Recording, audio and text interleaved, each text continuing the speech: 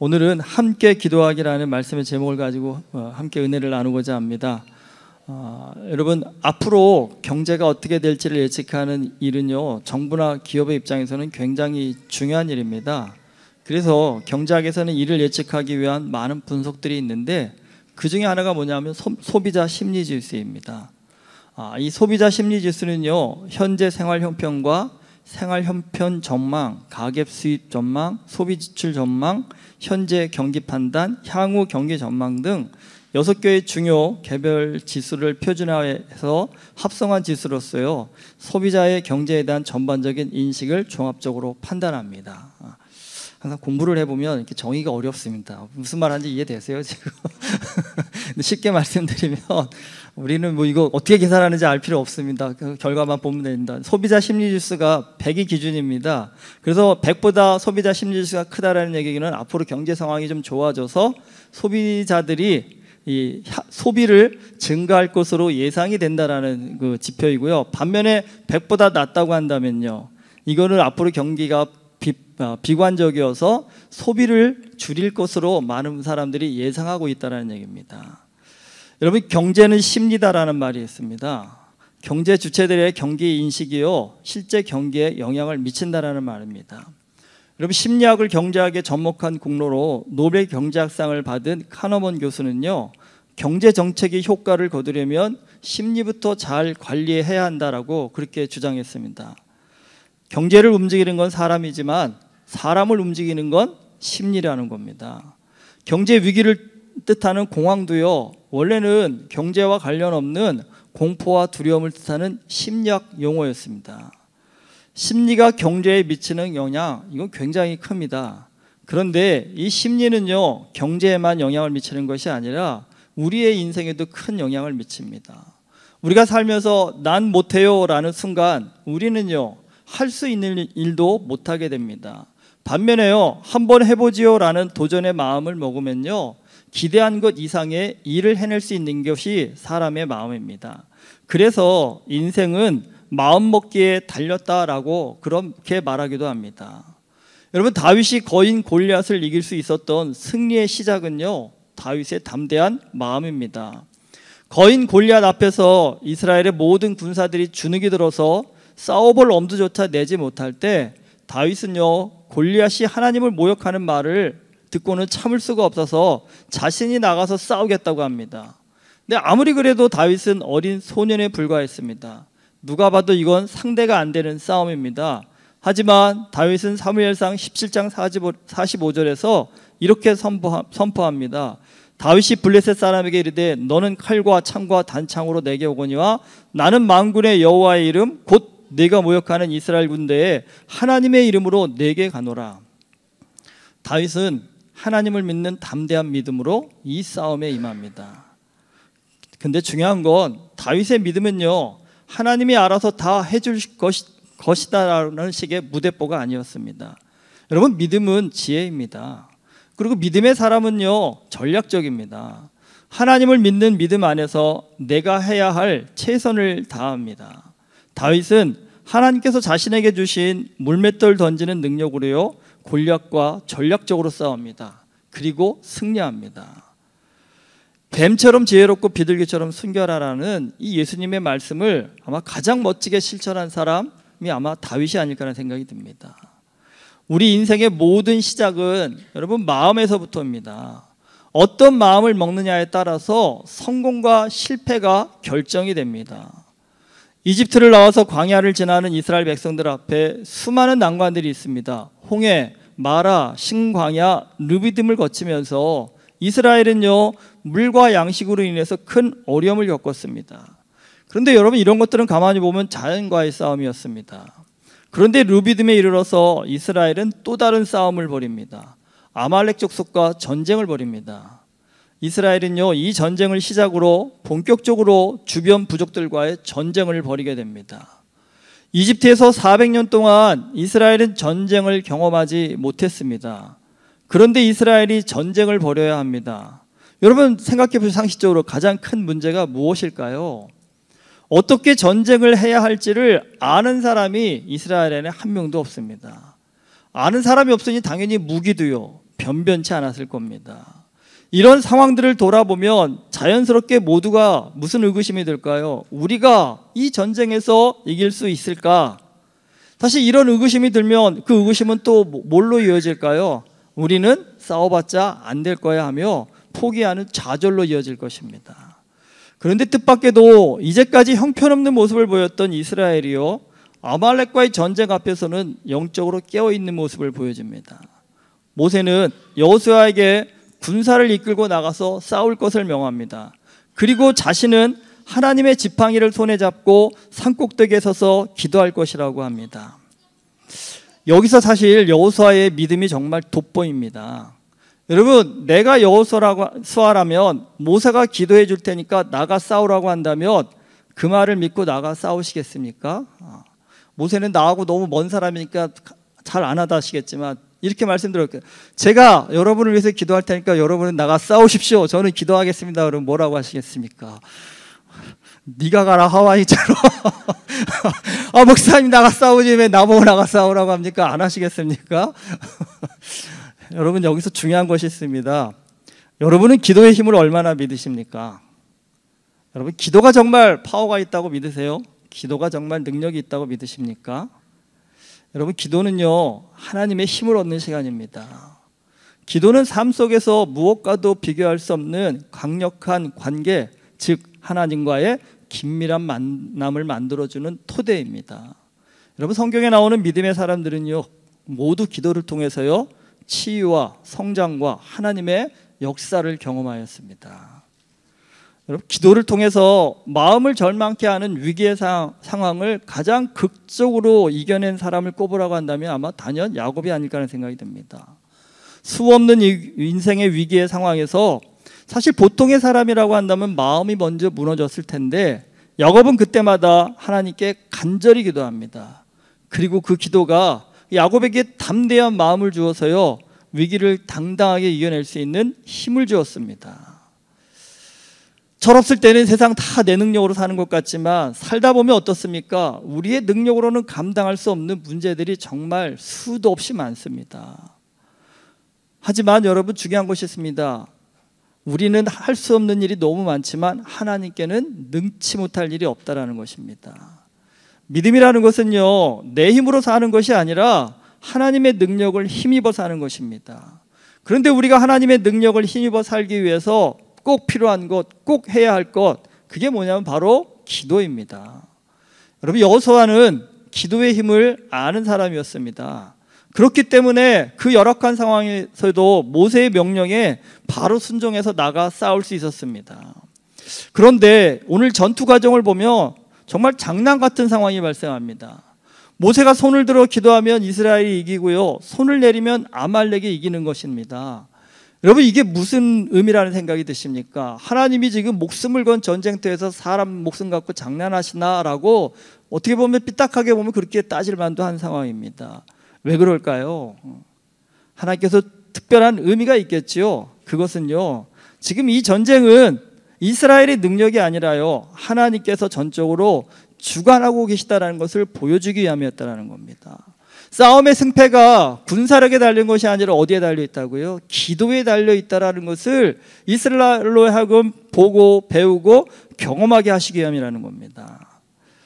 여러분, 우리 인생도요, 내 능력에 달린 것이 아닙니다. 저도 철없는 시절에는요, 내가 열심히 노력하면 다 되지라는 생각 참 많이 했었는데 여러분, 살아보니까 열심히 한다고 되는 게 아니더라고요. 최선을 다한다고 되는 게 아니더라고요. 하나님의 도우심이 있어야 되더라고요. 하나님의 은혜가 있어야만 노력도 열심도 빛을 발할 수 있다는 것을 알게 됐습니다. 결국 그 하나님의 도우심을 입을 수 있는 유일한 길은 기도에 달린 겁니다. 우리의 인생은요, 우리의 기도에 달렸다는 겁니다. 기도를 통해서요, 하나님의 도우심을 받는 인생만이 험한 세상에서도 승리할 수 있는 믿음의 능력자가 됩니다. 여러분, 모세가 손을 들고 열심히 기도합니다. 하지만 모세도 한계가 있었습니다. 여러분, 아무리 열정이 있어도요, 손을 기도할 수 있는 한계가 있습니다. 솔직히 저 찬양할 때 손을 잘 안 드는데 이유가 뭐냐면 언제 내려야 될지 좀 머쓱하더라고요. 어떨 때는 팔이 아픈데 지금 너무 빨리 내리는 거 아니야? 눈치가 보여요. 솔직히 목사지만 솔직하게 말씀을 드리면 여러분은 안 그러세요? 그래도 사람들은 다 뭐냐면 오래 들수록 믿음 좋아 생각하지 않으세요? 그리고 두 손 다 들면 저 사람 진짜 믿음 좋은 것 같아 그렇게 생각 안 하세요? 누군가 또 그렇게 얘기하더라고요. 전 찬양 시작부터 끝까지 손 들고 있습니다. 예. 아마 학교 다닐 때 벌을 잘 받아본 분들이 아마 잘 들지 않을까요? 저는 솔직히 학교 다닐 때 벌을 별로 안 받아봤고 손을 안 들어봤거든요.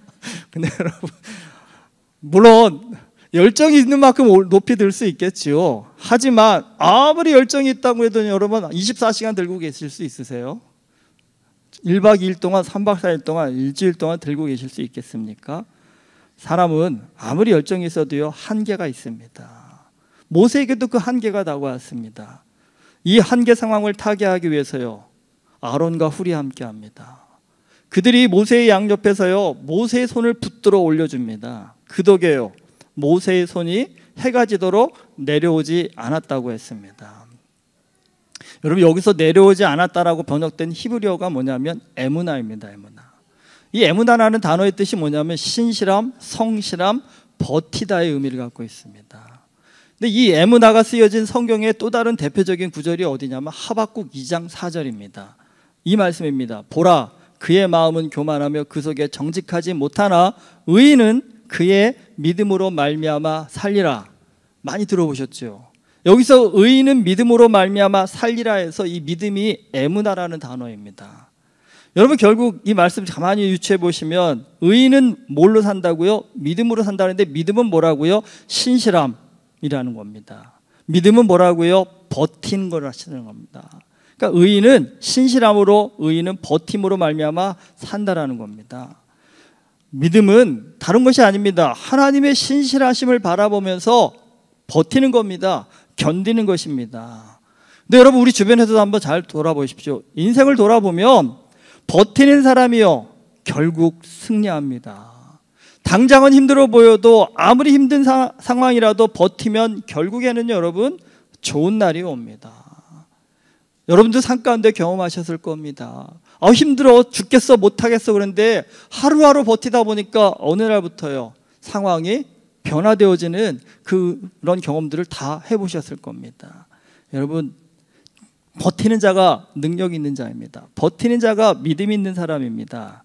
그런데 여러분 버팀에 있어서 성경이 말하는 아주 중요한 것이 있습니다. 그것은 뭐냐면 바로 함께하는 것이라는 겁니다.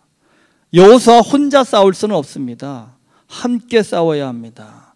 근데 여러분 전쟁은 함께 싸워야겠지만 기도는 혼자 할 수 있는 것 아닐까요?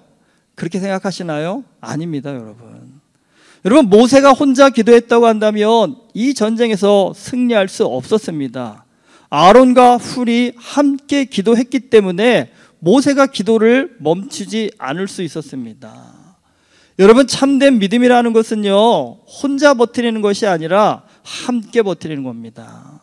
이스라엘이 아말렉과의 전투에서 승리할 수 있었던 이유 다른 데 있지 않습니다. 함께 버텼기 때문입니다. 사는 게 전쟁이라는 말을 종종 우리 듣습니다. 여러분 진짜 맞는 말 같습니다. 짧은 인생인데 왜 이렇게 사는 게 힘든지 모르겠습니다. 우리가 살고 있는 이 세상이 정말 치열한 전쟁터입니다. 근데 이 전쟁터에서 승리자가 되는 비결은요 다른 데 있지 않습니다. 함께 기도하며 버티는 겁니다. 여러분 교회 공동체가 중요한 이유가 바로 여기에 있습니다. 여러분 교회에 와서 함께 기도할 수 있는 지체가 있으신가요?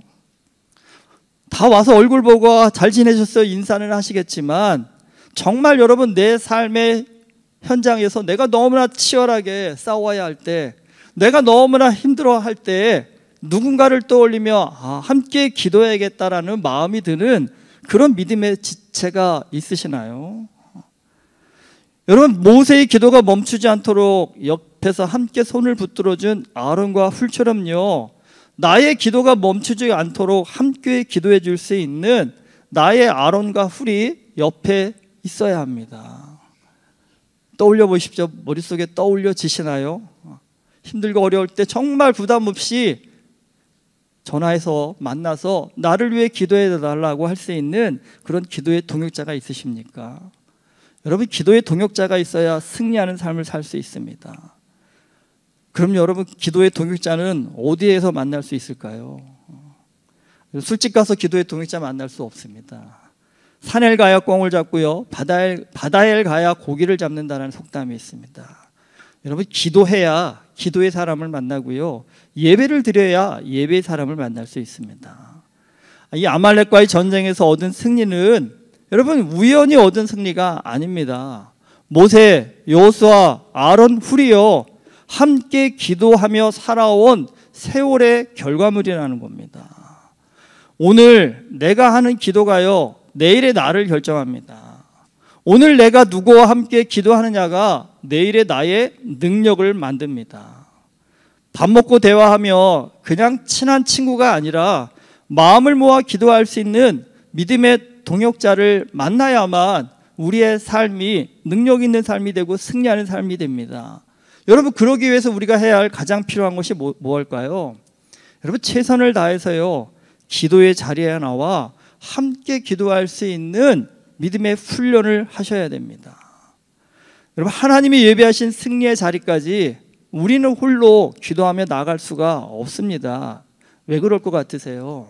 여러분, 오늘 모세에게 주신 기도의 분량이 있습니다. 해가 지도록 팔을 들고 기도하는 것입니다.